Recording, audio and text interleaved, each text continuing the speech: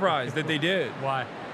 Because I mean, honestly, I am obviously very critical of the Democratic Party. Yeah. Like, I'm anti-Trump. Like, that's not a secret, right? Yeah. I'm very anti-Trump. But I'm also very critical of the Democratic Party.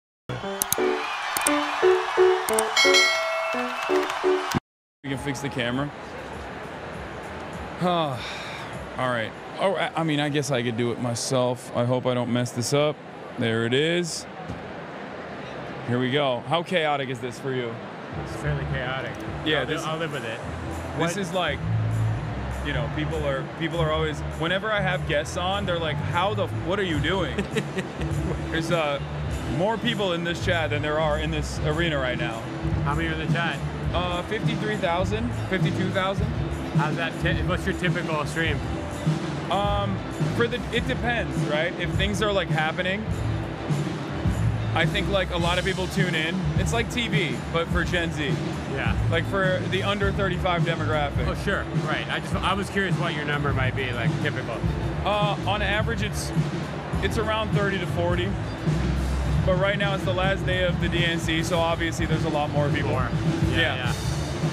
So you've been streaming every day at the convention? Yeah. Yeah. Trying. From here or all over the place? So, the first day I have a roaming backpack as well. Yeah. So I roam around. First day we did that because we didn't have a space. Then I tried to communicate to the team, to the DNC, like I need a space so I can put my remote desktop set up and like be there permanently. So the second day they gave me like a part of the creator lounge where they were like, yeah, you can stream from here, but then they didn't realize like I was gonna be there the whole time and yelling the whole time. And then there were other creators like that were, you know, trying to use the space, so they were like, we'll put you somewhere else. So then they put me here yesterday, and it's worked out well. I mean, obviously there's like times when we get kicked out because like someone has to come in and shoot or use the space. But overall, it's been fine. I think we might get kicked out after this again. But we'll see.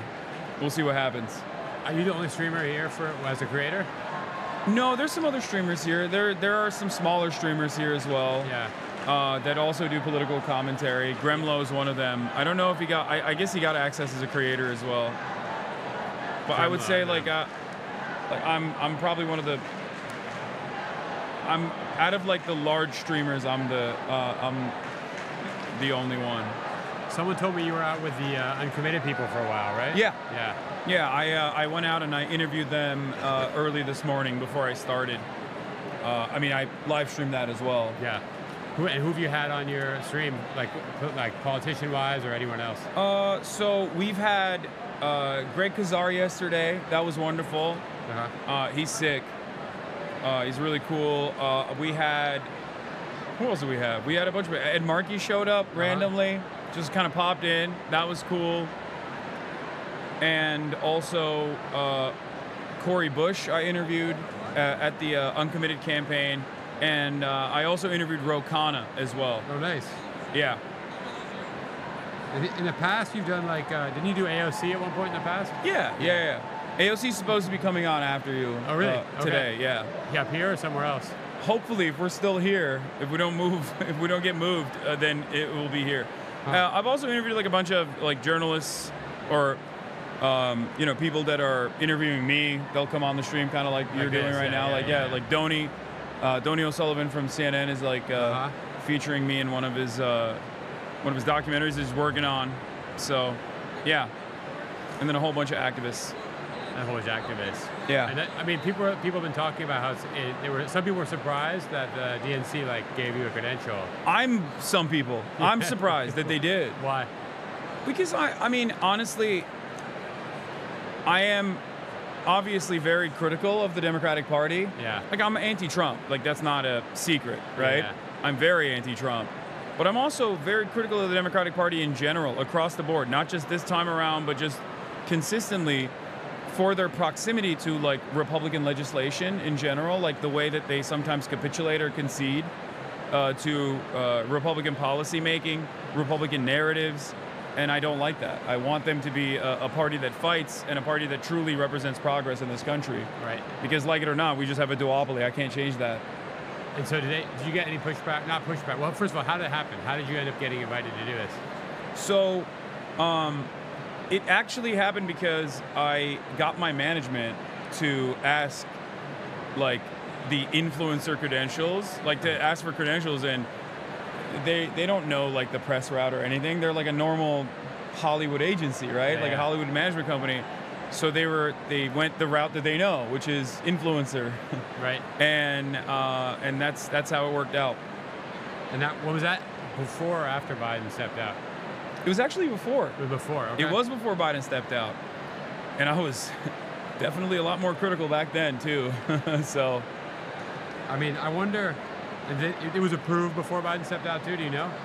I don't know if it was. I think it was. Yeah. Like, I mean, the conversations happened before, but I don't know. I don't know if it was. There's like, unproven speculation that like if they had opened up the creator window or whatever after Biden dropped out, it would have been a whole different like group of people. Like they were a little bit. It was difficult to get people to sign up before, allegedly, and then after everyone was desperate, by then they'd already greenlighted all these people. Oh, so. I didn't care. Yeah. I was, I wanted to come here. I wasn't going to compromise on my values. I wasn't going to say anything differently because I'm here, and I haven't. But, I was still interested regardless. Right. It wasn't because of my like admiration of Joe Biden, obviously, which I very openly was critical of. They knew that as well. So, it still worked out. They haven't given you any kind of like, putting any like guardrails around what you can do, or like giving you any instructions and anything like that? No. Yeah, that's good. I can't speak for other content creators, but for me, no, they have not done that. Yeah. Have they offered the access you got to the politicians you mentioned? Was that through them, or did you get it on your own, or how did that happen? Some of them on my own. Some of them I think they directly reached out. Yeah. Like they reached out. By the way, make sure you don't show your phone to the camera. Okay. Yeah. Yeah. So,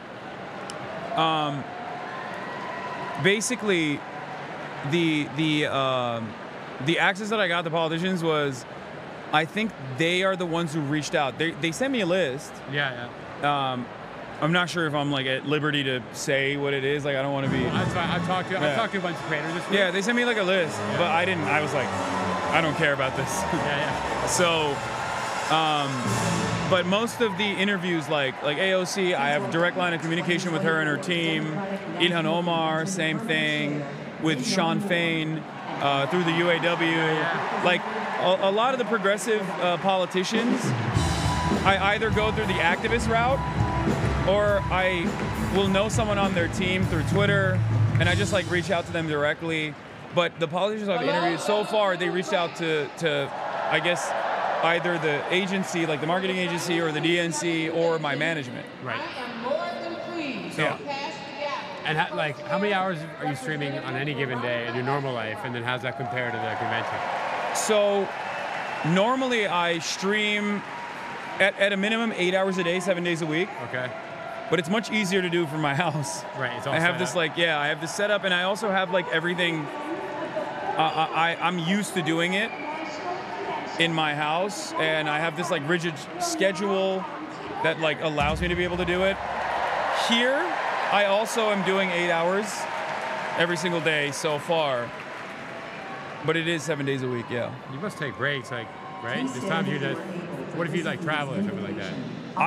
That is the only time. The only time I actually like, I guess technically take a break is if I'm flying internationally, and I simply don't have time. Like I physically cannot stream. Right. But I do stream when I travel. Like when I go, I bring my remote setup that you're looking at right now. I bring that everywhere. So you'll be like walking to the airport to do your stream? No, I don't do that because they would call in bomb threats. I think people used to do that back in the day, and they would call bomb threats. Yeah. And not from the plane. Yeah. No, nothing like that. Yeah. But like your buddy's getting married or something. Like you can tell your audience, like, you know what, I need to do. I took a day off because a friend of mine had a bachelor party. There you go. I took 1 day off. So yeah. How long has that been going on? 8 hours a day thing? Well, I went full time in 2020, in the beginning of 2020. Yeah. and I haven't stopped. With the so pandemic. I guess, yeah. In the year 2020, I spent 42% of the entire year live on camera, which is not normal, I know. They're what our forefathers and mothers fought and died for. They died on the battlefields, in factories, on farms and picket lines. Do you ever like take a nap on camera? No. I saw Kai Cenat do that. Yeah, so that's a different, like, there's a different style, I guess, like, where they do, like, subathons, or they'll do, like, they'll have, like, a set goal. Like, they'll be like, I'm going to finish this game, and I'm not stopping my stream until I finish this game. And sometimes it's, like, hundreds of hours. It takes, like, a week, right? So, obviously, they have to sleep in that process, so they'll even sleep on camera. I don't do that. But I do basically stream virtually every hour that I'm not sleeping anyway. Yeah. So, for me, it's like, I just want to have a little bit of time to myself. I'm 33. Yeah. So I need to work out. I need to, spend time with my family. So usually I, take a little bit of time, like a couple hours here and there. Put some kind of limits to your camera That's time. the limit to my camera time. Is 8 hours a day. So Well, not 8, but minimum. And you do what kind of commercial work do you do? Can you talk about that? Commercial Do work? you do any commercial work? Do you get What do you mean by like that? sponsored, Like ads? Sponsored Oh, ads? there are a lot of brands that reach out Yeah. and they want to sponsor me. I usually don't do that. I choose not to. Have you done any? Yeah. Yeah. Video games for the most part. Uh-huh. Like I'll if I'm gonna play a video game anyway, and they're giving me money to do it, I'm like, sure. Right. But beyond that, I rarely ever take on You're sponsorships. not gonna do like an energy drink or something like that. I mean, depends. If it's something that I consume or something that I like, then yeah, I would do it. But I guess on top of that, we just recently on our podcast started doing some ads as well, some branded stuff. But my podcast is a cooperative, Yeah. and March is my producer. He's a part owner of the podcast, Okay. and everyone in the cooperative gets a say. Yeah. And they wanted to do advertising, so I was like, sure, why not? And those aren't ads. You're not reading the ads. They're ads that they're like. No, we're reading ads. Oh, you're Like, reading ads. yeah. Yeah. We'll what did we do? SeatGeek or something? We did a SeatGeek ad for my podcast Fear End. Please remain Okay. standing for the presentation And of colors. so the other thing, one thing I'm interested in is like the role of streamers in politics. You've had a few politicians on. I know you've talked about this, like Aiden Ross sat down with Trump or whatever. I feel like there's gonna be more of this kind of thing. It seems like politicians are like, oh, this is something people do, and we need to pay attention to that. Yeah. Look, I think this goes against my best interest to admit this, but I think politicians should focus more on their platforms rather than what platform that they're streaming on. Oh, very clever. Because no, I'm serious, and I'm not saying this as a political commentator. Uh-huh. Well, I guess I am saying this as kind of a political commentator, but I am also saying this as someone who has been professionally covering, the rat race and numerous election cycles at this point. Bernie Sanders was one of the most popular politicians Please for the remain youth, standing for the Pledge right? of Allegiance, led But he by was old as hell. Yeah. He doesn't know what Twitch is. I mean, they put him on Twitch. They did? Yeah, he has a Twitch stream as well. But that's not the reason why he was popular with the youth. AOC is not popular with the youth because she's young. It's because she's young and she speaks to the same things that Bernie Sanders speaks to.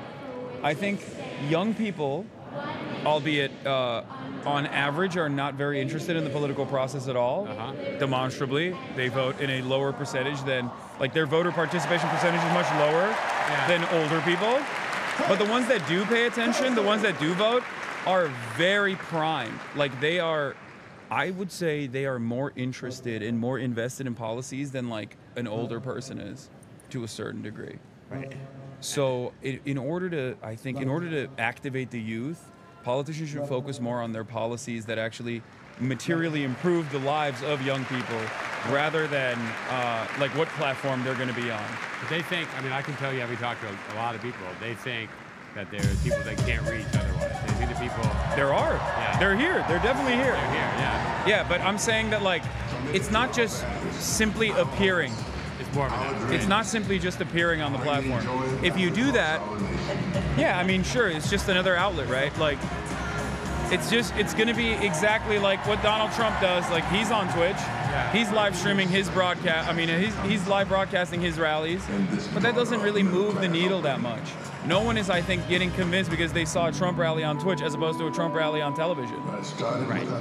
What matters is what they're saying at the rallies. But he goes on Aiden Ross. He's got that audience. He says maybe the things they like to hear. I don't know. I think Trump has a different style.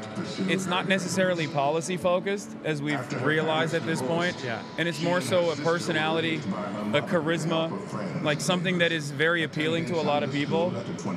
I think that he laser focused on his own. He laser focused on a group of people that I assume were the only people he could gain from, because like he's pretty maxed out when it comes to name recognition. Everybody knows who Trump is. Yep. Out of the demographics that do vote, they've already made up their minds on him. Yep. They've made up their minds on him in 2016, or at least in 2020, right? So I think he was trying to go after people who are, I assume, like the same like disconnected, disaffected, but younger men in general that listen to like pickup podcasts and things like that. Yeah. Like the manosphere community. Yep. But I don't know if he'll be able to like activate enough people from just the Aiden Ross appearance to go out and vote. Right, but I mean, also that whole community, the people who are streaming you not one time. A lot of times, it's like they have almost like a relationship with you, right? Like they know what you're gonna. Yeah. They watch over and over. Yes. It seems like he would have to go on over and over to build that same kind of relationship. Like one appearance, I don't know what that's going to accomplish. Yes. So this platform has a tremendous benefit. I think you asked about advertising. Yeah. I think, I mean, I did ad work when I was at the Young Turks back in the day, and I think this platform specifically, like live streaming specifically, creates such a powerful sense of community, and there's so much trust in the content creator because you're spending a lot of time with them over the course of 8 hours, maybe not the entire 8 hours, but like, you know, the viewership, the average time spent on this platform is like an hour. It's insane. Yeah. It's like unheard of in comparison to anything else, right? So there's a lot of trust that they build with their content creator in that regard, and of course that is the reason why I think like advertising on this platform is probably more successful than just buying an ad in front of a YouTube video. Right. And I see that. I mean, sometimes I'll click on a random link on a website to look at like, I don't know, like merchandise or something, and we end up giving the website a hug of death. It's like a distributed denial of service attack, but it's not an attack. It's not like directed at that website to overload their service, but we end up overloading those servers anyway. On the stream, you click on it. Yeah, and then people are like, oh my God, I want to go see it myself. Yeah.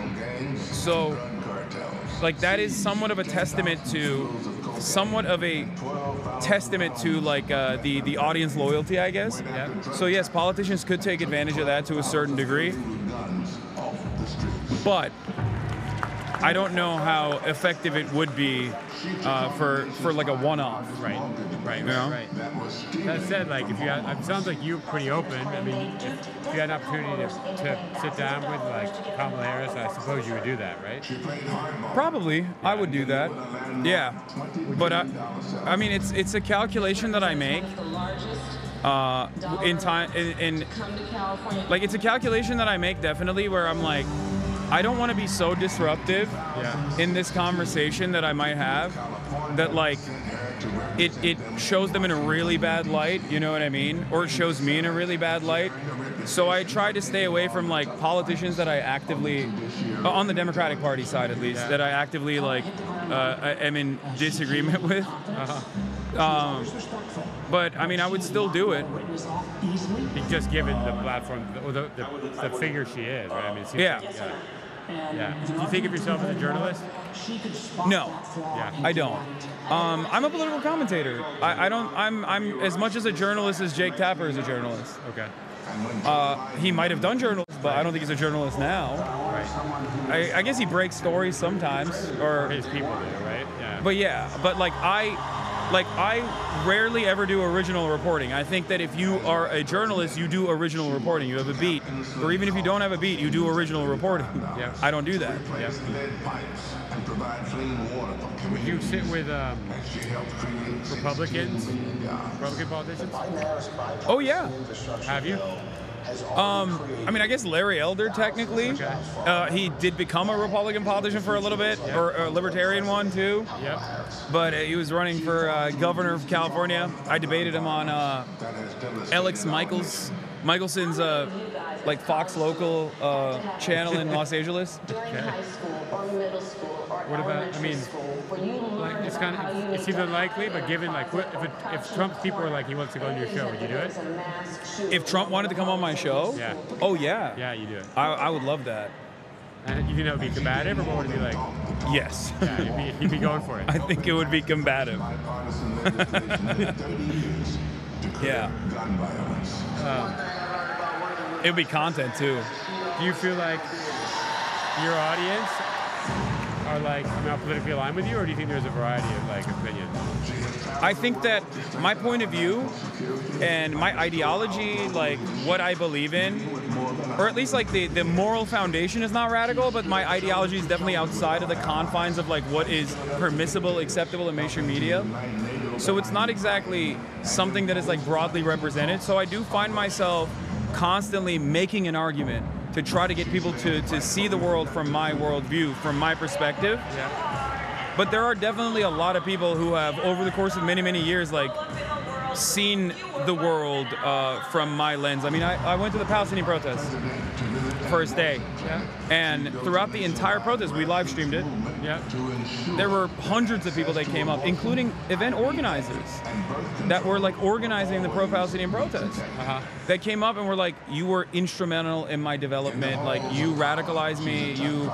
You made me see the world in a very different way.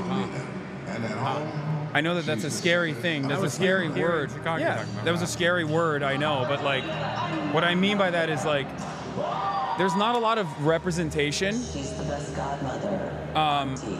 There's not a lot of representation of like the Palestinian side of the equation, I would say, in mainstream media in comparison to the Israeli side.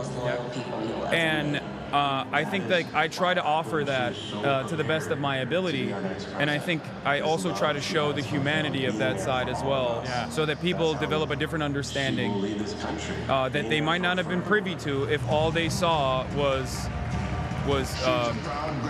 somewhat one-sided approaches.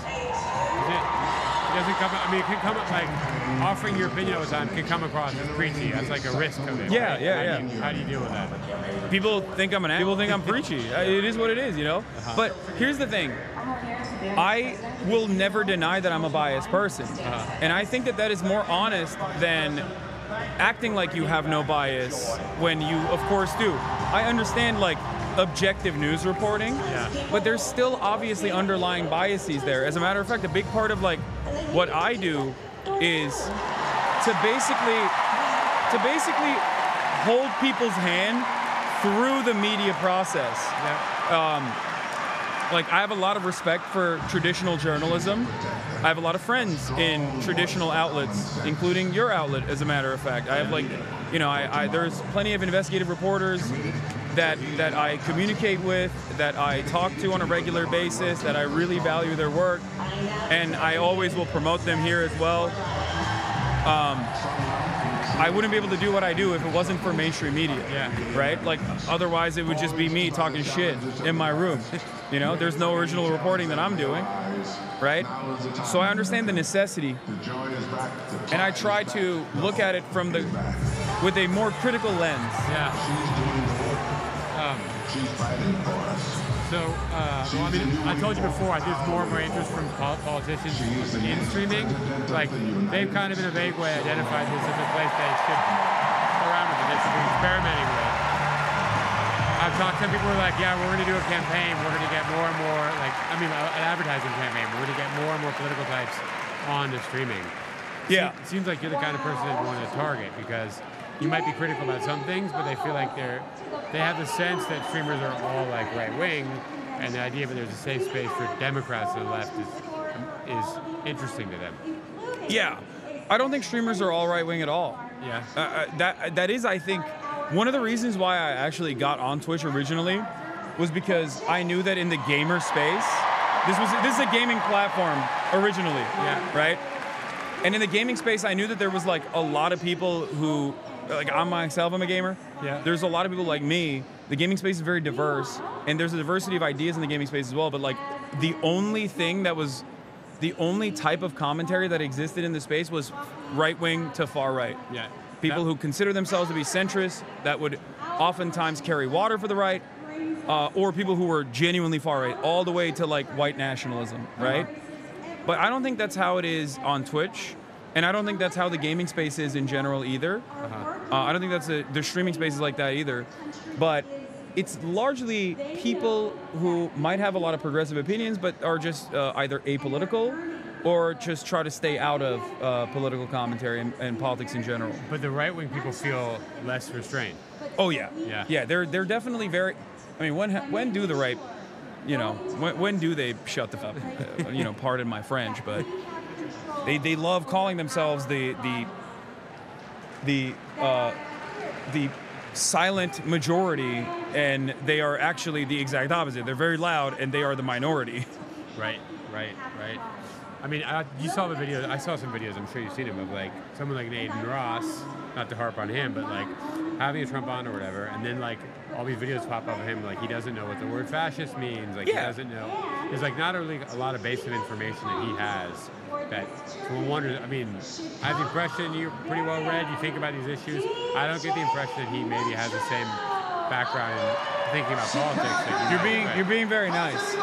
Well, You're being very nice. No, he's an idiot. I would never say that. Yeah, I know you wouldn't say that. You're in the New York Times, but he is. I mean, he is not an intelligent person at all.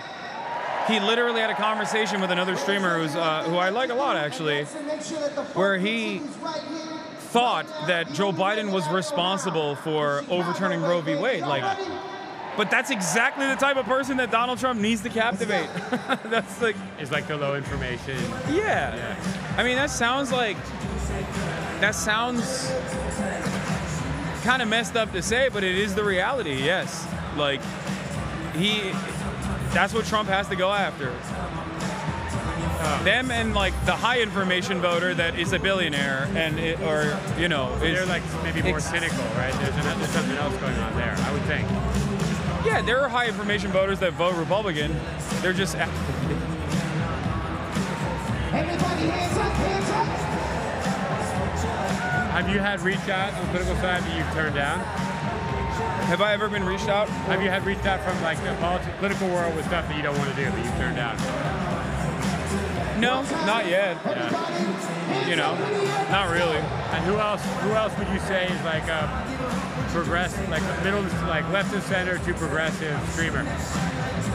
Who else is a left of center progressive streamer? Like who else? What are the streamers with an actual kind of like audience that's meaningful are progressive like yourself or somewhere in the spectrum? I mean, there are a lot of streamers that are progressive, but they just don't do political commentary. Right. They stay away from that, is what I'm saying. But who would avoid it? Who wouldn't want? Yeah, who exactly. Wouldn't want AOC? Yeah, exactly. Right? So, well, they would do it with AOC. I mean, I had all my friends at the time on my stream, like when we did the Among Us thing in the election cycle. Like there were a lot of those guys that are like very progressive people.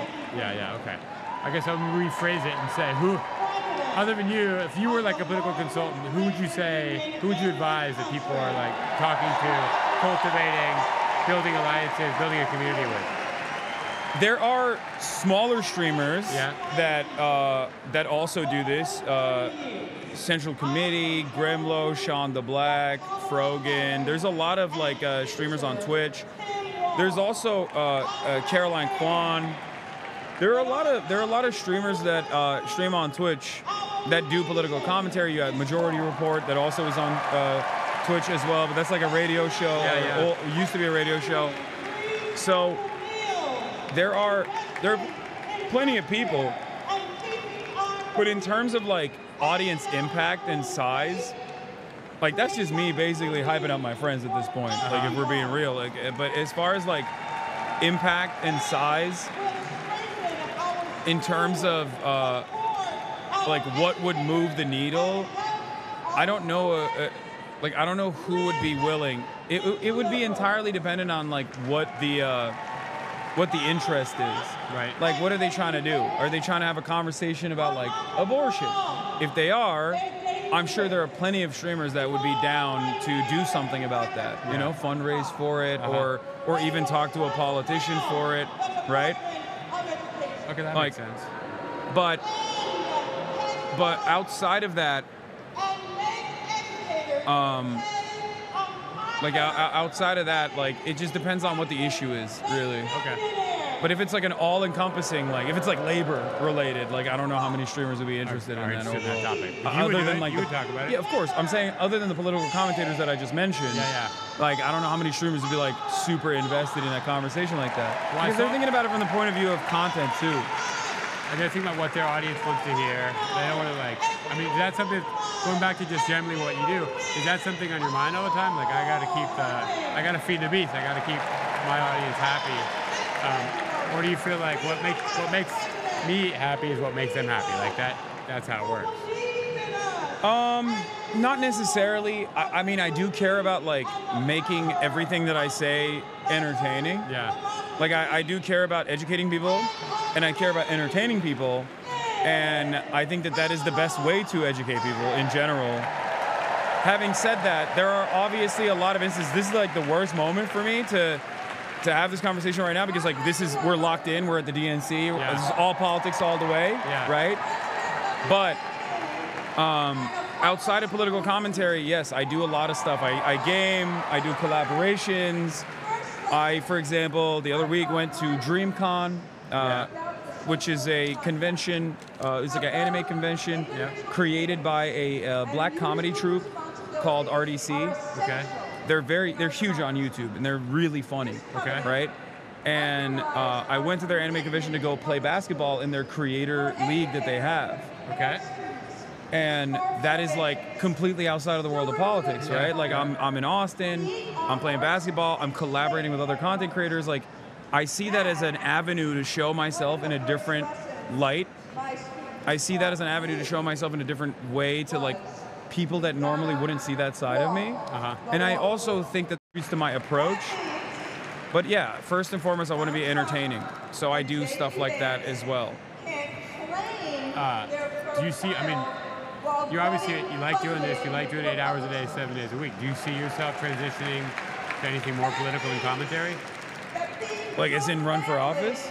No. Or like be a consultant or get involved in politics in any way? Or do you really see it I do get involved in politics. On the media side, right? On the media, the commentary Well, it's not just on the media side. So I work with labor organizers, I work with activists, and I do a lot of fundraisers as well. So I try to get my community to also do things that matter. Yeah. Right? Because a lot of people feel very powerless when they're watching all of this awfulness unfold. Russia invades Ukraine.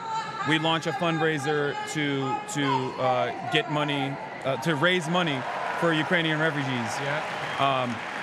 Another big one was when the earthquake happened in Turkey and northern Syria. We fundraised like $1.3 million in a matter of a week, because I think a lot of people want to help, and that's like one way that I can figure out. That's one way that I found that we can like immediately have some sort of impact. Right. That makes sense.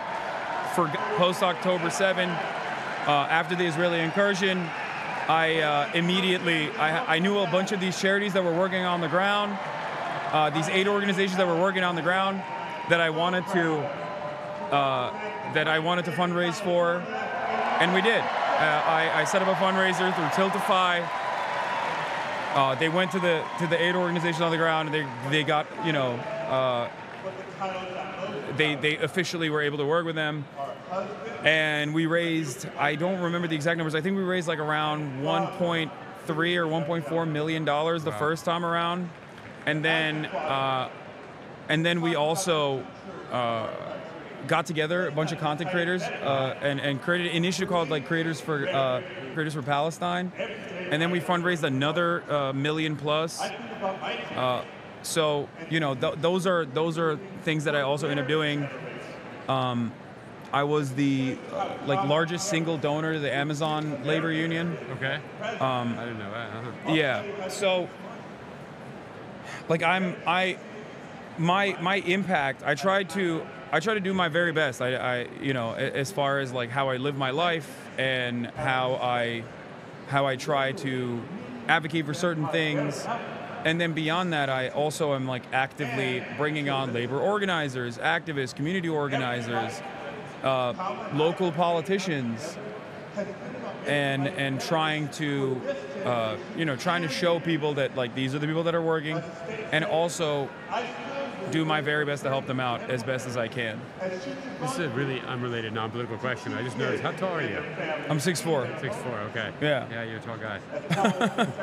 He wrote that down. He wrote 6'4". I'll forget it. You can see this in the notebook. Yeah, that's crazy. You're going analog. Yeah, no one else does this, right? Yeah, no, Who not else at takes all. notes on your show with a pen? No, I mean I talk to journalists all the time. They don't use the notebook and a pen anymore. They use the iPhone. No one. I'm a lot. I might be even older than I look. It turns out, but Wait, how old are you? 49. Oh, you don't look 49. I might be that old. I'm pretty old. Yeah, no, you don't look 49 at all. You look pretty. You're fit. I try to keep. What do you in do? shape. What do you do? Marathons? Not that much, but You look run. like a runner. I knew it. And I swim. I knew it. That's the stubborn. Only a runner would still use a goddamn pen and paper. Classic. Well, if I was typing, I would never look up. I can look up a little bit this way. What do? You play basketball? I work out. I lift. I play basketball. You don't stream that though, do you? Sometimes. You do sometimes. But like not usually. No, that's me time. Right. When I'm touching grass. If you want to watch a movie, you're not streaming that either, right? No, yeah, I don't. I could, but depends on the movie. But no, I mean, you could watch it. They could be watching like. Remember, you ever see Mystery Science Theater 3000? Yeah. You could do that. You could offer. I could just like. Well, I do sometimes do it. It's called. We do reacts like. Yeah, it's like when you're playing a game, right? Yeah. It's exactly the same principle. Yeah. That's pretty cool. Well, like, I'm glad I got to meet you. I know you talked to my colleague too about this, and I'm just like very interested in this. I think whether politicians really get it or not, I definitely don't totally get it yet. I'm not gonna lie, I'm learning. No, I know. But like, they don't. The DNC doesn't get it either. Trust me. That's why they put me in here. I think. But it worked in my favor. Yeah. In a little bit, I think. Yeah, I got like crazy access. It's pretty incredible, right? But I feel like they would give you more. Like my gut is. I think if they knew what I did, like if they fully understood it, yeah, like technically they should give me, full-blown access. Like they should give me this as a permanent space. I mean, look, what is NBC at right now? Let's take a look. Yeah. See, NBC's live coverage currently has 38,000 views. Right. We have 55,000 people watching. And they're just watching you and I talk. We haven't even gotten to the good stuff yet. You know? No disrespect to NBC. No. I know that there's a little bit of drama. This is me doing journalism. Okay, let me hear. I'm gonna flip the script on you. Okay. Are there talks in mainstream outlets about like in terms of how they feel about influencers getting access that otherwise would be given to like credentialed reporters? I mean, there's definitely out in the press area. There's grumbling. It's definitely a thing. Yeah. Like, there's a little bit of like people getting their back up about it.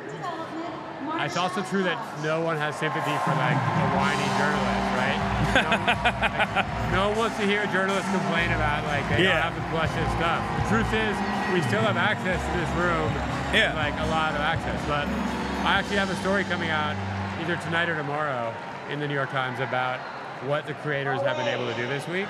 And there was a woman I talked to who like went to the Republican convention as a journalist, like I am, credentialed like a journalist. Yeah. And then she came here credentialed as a creator. And she's like, it's just like the same but better. It's like it is. It's leveled up from what the journalists can do. Yeah. Yeah. So I mean, obviously, I have a lot of friends who are journalists, and I was talking to them about like, because I've never been to a convention, I was like, what should I do? And they were like, oh, we got to get you press credentials. Like, we got to get you press credentials. And I think I really lucked out by getting the influencer credentials instead of press credentials, because like I was thinking about it. If I went through the press route, I think that they would be even less like understanding of what I do, because you know, like the press liaison, like if it's I don't know, my like Ryan Grimm advocating on my behalf from Drop Site News, formerly The Intercept, like that's one thing, but that's going to be difficult for like the press person to like comprehend exactly what I'm doing. They're going to put me down in the pit all the way at the furthest corner. I'm not even going to get like the Epoch Times area, you know what I mean? Right, you're in that kind of dank corner of the building. Yeah, no exactly. One's there, it's kind of dead. And I think that like me coming in as an influencer actually helped me get like better access than I would ever get as press, because this is like, I mean, CNN's right there. Yep. You know? Yep. Like they're right there. It's crazy. Look how close you are to the stage right now. Yeah, that's what I mean. I'm on top of it. And like, you would be either in the media row in like the dark, or you'd be like off, like in a building outside. Not only that, but you would. Like media outlets have to pay to be here instead of being invited to be here. We got to pay. Everything is like pay to play, and the liaisons are not holding your hands, right? Whereas for the creators, you got like these lounges. I don't know if you're going in them or not, but you could go in them. I don't really care about that. Yeah, I'm here to work. Yeah. Like I'm not. That's why I'm saying like I'm a little bit different than like the normal influencer that would attend this sort of thing, because it's like, oh, it's fun. This is like a convention, you know. They get to eat some food and like maybe shoot some TikToks. And no disrespect, like that's great, right? Some of these guys are wonderful, but like I'm here, I'm clocked in. This is like what I would be doing anyway. I'll be doing this from my house. I'm here to do commentary, you know? Right. Yeah, but they also have a different expectation of what you might do. I think those TikTok guys or whatever, they want them to be like really pumped up. They want them to like put on the jersey of the Democratic Party and like pound their chest, right? Like, and I don't think they can expect you to do that. Yeah, no, they definitely didn't expect me to do that. But I don't know if they expect them to do that. I think some of them are genuinely just like really into the Democratic Party. Yeah. It might be for cynical reasons, right? Like they might want to be, like they might want to fill a space and become like a certain type of content creator that like is always doing like pro-Democratic Party stuff. And then some people might just genuinely be invested in the brat memes, you know what I mean, or whatever. Yeah, I mean that's right. And there is, I don't know, and like the medium is the message. That's like it's an overused cliche, but great content who become. They morph into whatever space they fill, right? In a way that they can't really perceive, they just become that. And I think that's pretty common. I think I really lucked in. I really lucked out in the way that like, this is what I loved. This is what I love to do, and it just happened to work really well. And I would have never expected it to work this well, but it did. And now I'm here, which is crazy. What do you know? So I want to ask about the political thing, because after Aiden Ross did that thing with Trump, I saw that Kai Cenat did that thing where he was like, the Secret Service called me over now, why did they leave me? Do you know any of the backstory, what really happened there? I don't. I'm willing to bet. If I were to give you a lead, I would say I would talk to like maybe some of the marketing, like not the DNC, but the marketing agency.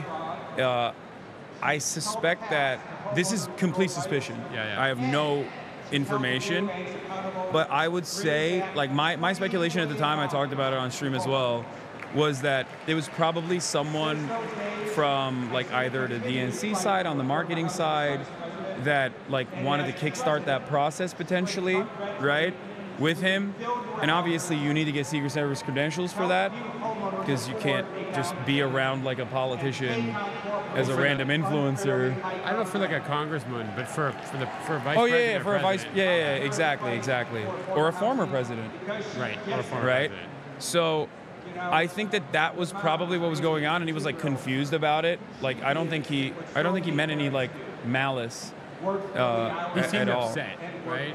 I mean, he was just hyping it up a little bit. You know what I mean? He's an entertainer. Right. Like he wasn't actually crying or like slamming the desk. But he was maybe it's just his shtick. He was making noise about it. I mean, it's just how he is. Yeah. He was just like, oh, I don't know what's going on, chat. Like this is crazy. You know, that's just. He was being a content creator. Do you think he would ever do that kind of thing, or do you think he's just really like not interested in doing political stuff at all? I don't know. at the time I thought Kamala, I don't think is a good person to do that with. If I was working for the Democratic Party, Yeah. I'd link him up with Obama. You'd get Obama on Kai tonight. Yeah.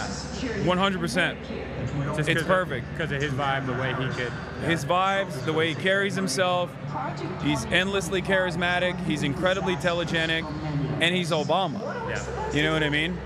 He's not like, and also, he is he, at that point, he could be a surrogate for the campaign, but he's not the campaign. Right. You know what I mean? So then it removes like one layer of like immediacy to the exact political calculation that's occurring in front of people's eyes, right? And maybe lowers the risk too, right? Yeah. Like, if he doesn't really put his foot in his mouth very much, but he doesn't really put his foot in his mouth very often. But if he did, the stakes aren't that high, right? Whereas, Yeah, exactly. If Kamala says something wrong, Then it's like national news. crisis, right? Republicans will use that against them, against her. Whereas they can't really do that. They can't use Obama statements against Kamala Harris, even if he's a surrogate. Like there's a separation there. Yeah. That makes sense. That makes sense. This is a non sequitur. Tell me about the Zyn. I know a lot of people love the Zyn. Yeah, I used to smoke, and nicotine gum caused me to, like, it allowed me to quit smoking. Yeah. And I really like the Zyns. It's just pure nicotine. I just swapped it to Zyn now instead of nicotine gum. Is that cheaper than nicotine gum? No. It's more expensive. It's Or it's both on- of it's them on are- par? They're so fucking expensive. Really? Yeah. Especially in California. I got a friend who's a nicotine gum addict. I'm wondering if I should push too. her on Zyn. I am too, but then she's gonna be a Zyn addict. She's gonna be a Zinfidel. Isn't Osama Bin Laden. I feel like the Zyn isn't like Tucker Carlson a big Zyn guy? He is, yeah. Like is Zyn sort of like right identified as a branding thing? I don't care about that sort of thing. It's just like people try to do that, but it's like, nah. It's nicotine, man. I like nicotine. You know what I mean? I don't think it's like a. I mean, it's definitely better than smoking, right? Yeah, for sure. Yeah. But I don't think it's like necessarily like a right-wing thing. I think everybody likes alcohol. Everybody likes nicotine. Everybody has their vices, you know? I guess it could be worse. Let me tell you what I don't like. Fucking Pepsi. What do you do drinking Pepsi? It's just I need caffeine. And they don't have Diet Coke here. I could have brought you some. I would have known. I would have brought you. Oh, you guys have it at the New York Times? Yeah, we got some Diet Coke. Damn, you guys are. We got a fridge full of Diet Coke. You guys are riding high. See, I don't get that. I don't get the 5-star treatment. The DNC is.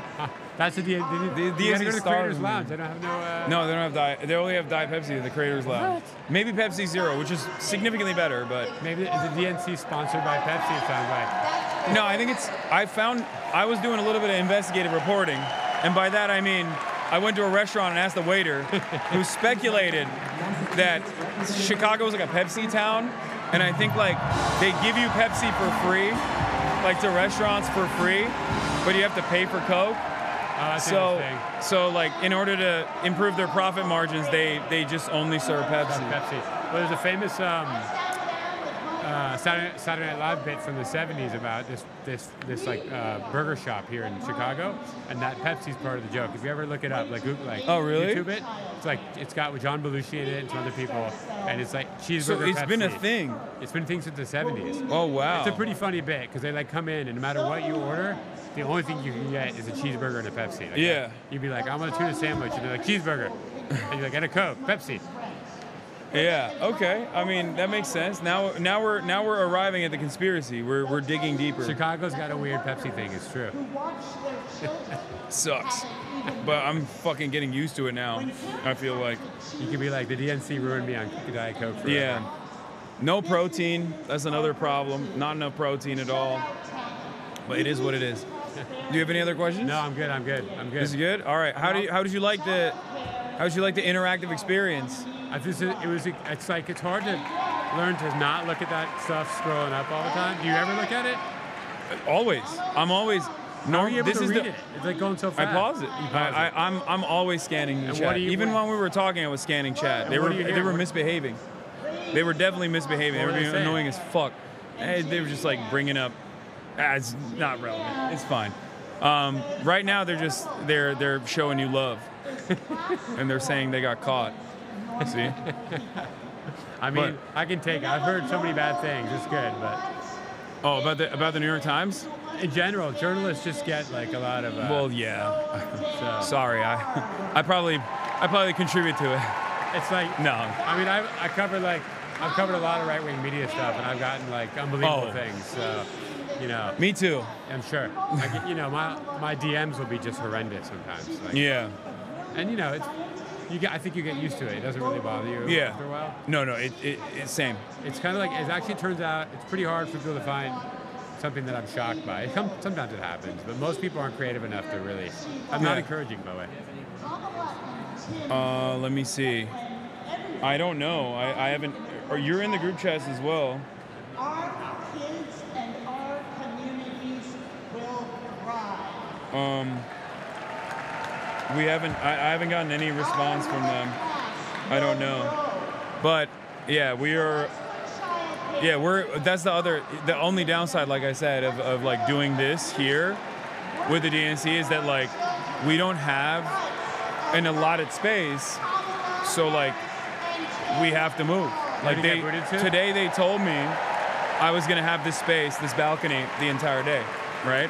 From 2:30 till till the end of the DNC, and then things changed, and randomly they were like, "You got to be out of here." We were supposed to be out of here, so I'm gonna have to pack all this up, swap over to my roaming camera. We're gonna have to stash the bag somewhere, like the remote desktop setup that goes into that bag. And then we're gonna try to see if we can be relocated to a different place.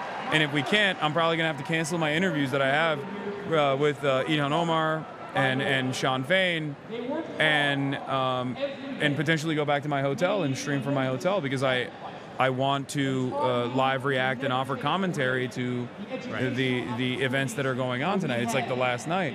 I don't care to be here. You know what I mean? It's cool. I love that, I get this access. I get to show everything.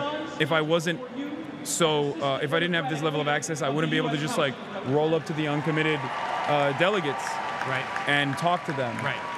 and offer that kind of coverage. But overall, I care infinitely more about doing commentary than I do about having access. Yeah. You know what I mean? Yeah, and you don't need that, right? So where would they put you, upstairs somewhere, or what? We don't know. I haven't gotten word from them yet. I don't know what's going on. They're working on it. It's hard. This is like there's a lot of movement. Who's coming in here? Do you know? I have no idea. They didn't give us tell us at all. They were like, you need to get the fuck out. And AOC, you haven't heard from her? I'm gonna text her team in a second, but no, she's supposed to be coming in 15 minutes. Okay. The problem is like we have to leave here by 6. Are we supposed to leave by 6:30? Okay, so we have to like start breaking down now anyway. 6:16. Yeah. It's okay. You need to swap it? All right, so can you swap without breaking the stream? yeah. So the stream is being beamed to this server. So what we're gonna do now is basically break all this stuff down. And swap it to that camera over there. He's gonna have to take the lens out of this one and put it onto that one. And then we're gonna, fingers crossed, try to find a place that we can relocate to. Did we get a new place to relocate to or no? Okay, all right. Because like if it doesn't work, if we can't relocate to a different place, like for my remote setup, when the speeches are happening, I'm just gonna leave. And just go back to your hotel? Yeah. Couldn't you do it like outside, like on the street? No, I need Ethernet. I need internet. By the way, isn't the internet horrible in here? Oh, you have a wire connection. I have a wired connection. But the mobile's gonna be bad because the internet's No, terrible. that is the same exact setup that like professional news teams use. Okay. Like that's literally the same exact. That's a 4 modem setup. News teams use a TVU setup, and that is a 6 modem setup. Got it. All right. Like they're really bringing it. Yeah, I know. Out here vibe. We're doing it right now. We're setting it up right now. Yeah, those are the heavies. Yeah, I know. Then eventually my loans got to $800. Well, it would have been fun to watch you talk to AOC. I did what I was supposed to do. I mean, I'm gonna do it somewhere here. I'm gonna be in debt until the day I die. You can do that if you want. Tag along at that? You can tag along. Okay. Fight them. See, that's what they're saying. What is that? They're saying fight them. It says thank you, Kelly, for. Ken won a Pulitzer for his interview with Mike Tyson. I mean, that's not true. I wish it were. Why are you lying, Chatter? They're trying to. Oh, that's the other thing. Are we good to go? You can swap it. I'll play. I'll beam it. Oh, it's still okay. No, it says the main ingest is on now. Okay. Someone link me the convention speech for now, so that like in the process, I'm gonna turn off the camera now, chat. We gotta take the lens off and put it on the other camera. I'm gonna, I'm turning off the camera here, okay? But we're still here. Single parent with twin girls, with life pushing her down so many ways, but she continued to rise up. She has been the force, the motivation for me to want to continue to work in the public service agency. With this loan forgiveness.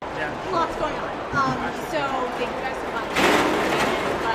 Let me hope those guys are rolling up. Thank you. Thank you so much. I think we're getting.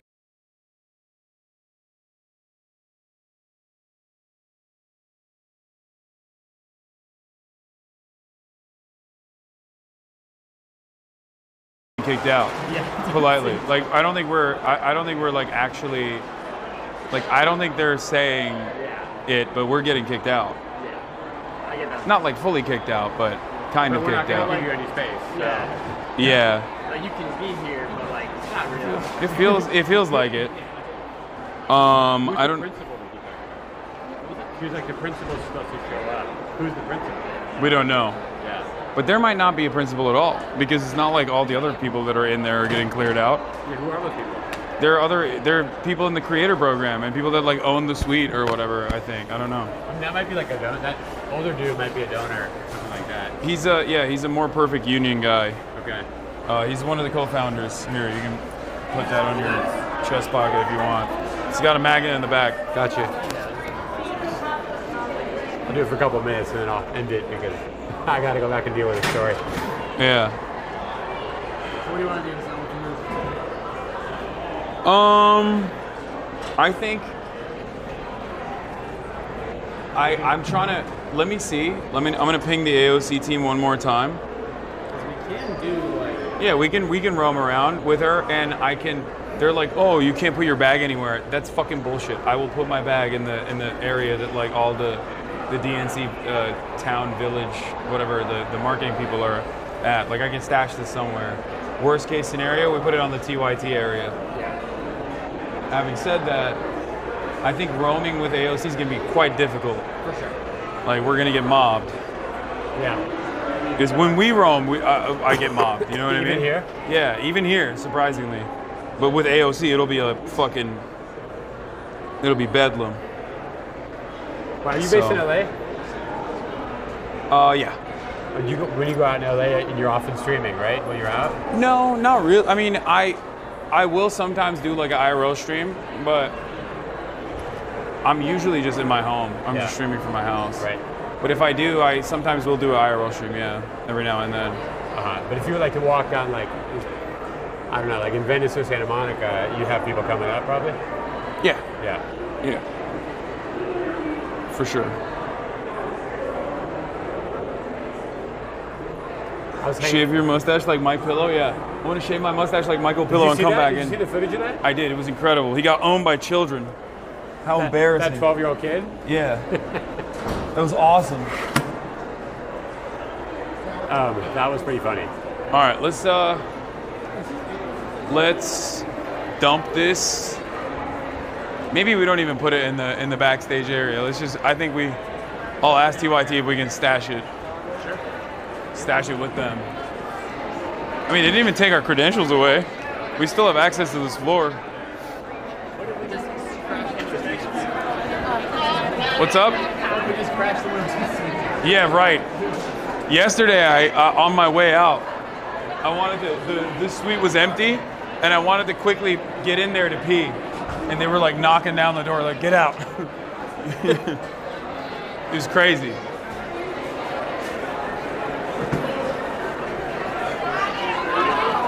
Excuse me. Thank you.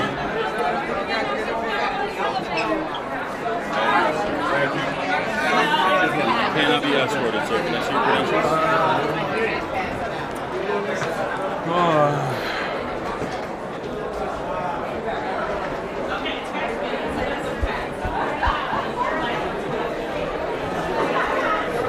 Whoa. Where?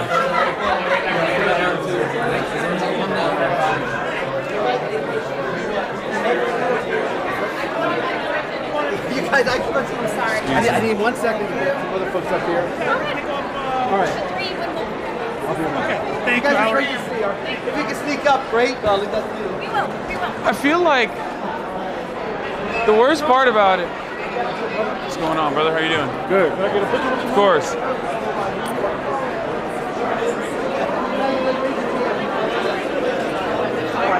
Hi, Smash. Nice to meet you. Appreciate everything you do, bro. I feel like the worst part about this is like I feel like a kid that's been naughty. You know what I mean? But you also don't know what, like, I also don't know what I've done, and it almost feels like, I mean, it could be any number of different things. You know what I mean? And it's the uncertainty of it all that makes me feel worse about the situation.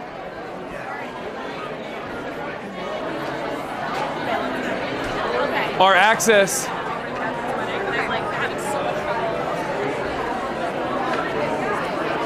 But I also still feel pretty good because I never would have imagined getting this level of access to begin with.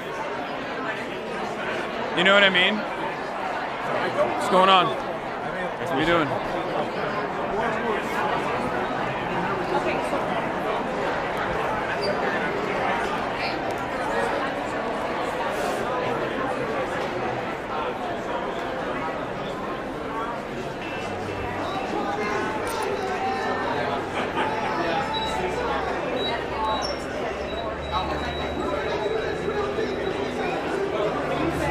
Let's see.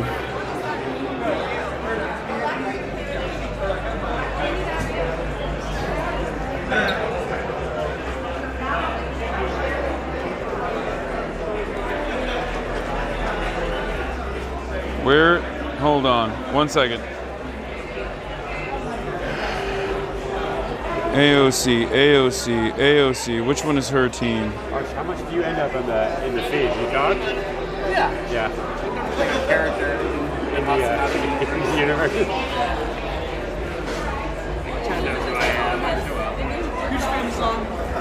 Nice to meet you, man. It's just me and Hasan usually, like, oh my god, just so that everybody talks to me. I do.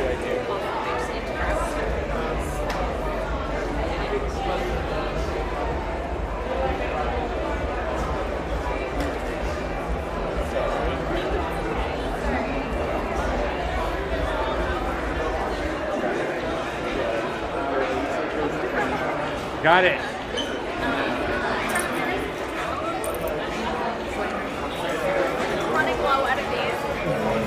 No worries. Someone is definitely fucking watching the stream because I literally said, oh, they didn't even take our credentials away. And then they showed up. Someone is watching the fucking stream.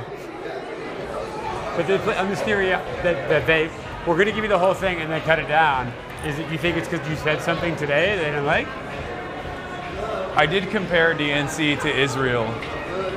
That might have been the final blow because we got the call like shortly after I tweeted that because so the Uncommitted campaign wanted to have a Palestinian American speak. Yeah, which I think is like a pretty reasonable demand. Like these aren't like random activists. These are like Democratic Party operatives, right? Like they just happen to be Palestinian American, right? Right. And Mehdi Hasan said, and Rashida Tlaib as well, confirmed it, that the DNC was like sending out information to the press that like, oh, actually we wanted the Georgian, the Palestinian American from Georgia, Rula, I think her name is? Yeah. That she was one of the speakers that they gave to the DNC with like a vetted speech. And then the DNC was apparently, or someone was leaking to the media that like it was the uncommitted movement that didn't want her to speak specifically, which doesn't make any sense because they literally kept presenting her very openly as the person. What? She's out there with Abbas. Yeah. Right? So Mehdi Hasan tweeted about it and was like, this is bullshit. Right? What's going on here? Anyway, Mehdi Hasan was like, this is bullshit. Like, we know that the uncommitted movement is the ones who actually put forward Rula. And I quote tweeted it. I was like, this is like Israel Hafra. Like, I don't understand what the fucking DNC is doing. Like, trying to claim that it's not. Yeah. Can I get a picture with you? Yeah. Yes. I'll go figure who that is. Yeah. Vivek Ramaswamy is over there. Oh, it's Vivek. Yes. Oh, yeah. Thank you so much. Great to meet you. Yeah. All right, thank you so much, man. Nice to meet you. Yeah. Thank you very much. Nice to meet you. It's Vivek Ramaswamy? Yeah. Oh, yeah. This is like... Oh, Charlie Kirk was here the other day, right? Yeah, but it's not Vivek Ramaswamy, you know? Yeah. He is such a little media demon. Maybe they're giving him my suite.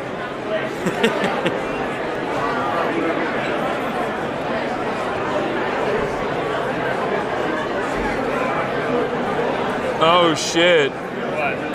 AOC stuck behind a motorcade. Yeah, that's what she's saying too. It's just, that sucks. Let's debate if you want.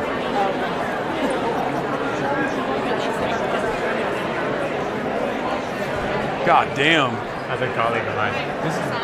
What's up? Hi, I'm Caroline Kwan's sister. Oh my God. Yeah, I'm Genevieve Kwan. We've met before. We have, at her. Yeah, of course. How are you doing? Good. I'm just like trying to, I got here at like 4 o'clock and not very sleep, so. Yeah. But I found That's good. So. Are you're here as a donor? What's that? No, this is. Oh, nice. Bro, you talk just like Carol. Yeah. Wait, I thought she said you guys had like donor access. I don't. Does she?